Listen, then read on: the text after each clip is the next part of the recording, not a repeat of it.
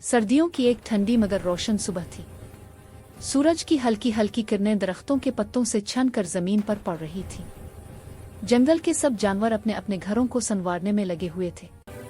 कोई लकड़ियां जमा कर रहा था, कोई अपने दरवाजे के सामने पत्ते झाड़ रहा था। चुनो और टनो भी अपने प्यारे से छोटे से घर में मसरूफ थे। वो दोनों सर्दियों के लिए अपना घर ठीक कर रहे थे। चुनो ने खिड़कियां साफ की और टनो ने खूबसूरत रंग बरंगे पर्दे लगाने शुरू किए। ये देख चुनो, ये वाला पर्दा कितना खूबसूरत लग रहा है ना? टनो खुशी से बोला। हाँ बिल्कुल, हमारा घर तो जंगल का सबसे प्यारा घर बन जाएगा, चुनो ने मुस्कुरा कर कहा।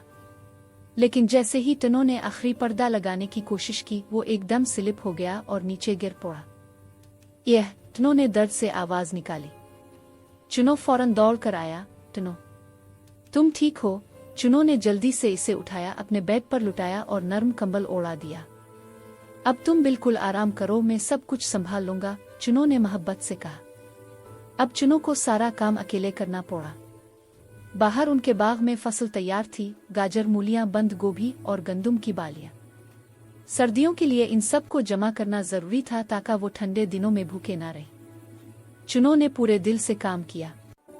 इसने सब सब्जियां इकट्ठी की, उन्हें टोकरियों में रखा और फिर चूल्हा जलाकर गर्म सूप बनाया। जब खुशबू पूरे घर में फैल गई, टनो ने आंखें खोली। वाह चुनो, तुमने तो कमाल कर दिया, टनो मुस्कुरा कर बोला। ये सब तुम्हारे लिए है मेरे दोस्त। जल्दी ठीक हो जाओ ताकि हम साथ मिलकर बर्फबारी देखें, चुनो ने हंसते हुए कहा।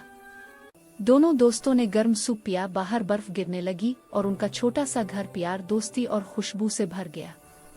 सबक: दोस्ती सिर्फ खेलने के लिए नहीं होती, असल दोस्ती तब दिखाई देती है जब मुश्किल वक्त में एक दोस्त दूसरे का सहारा बनता है।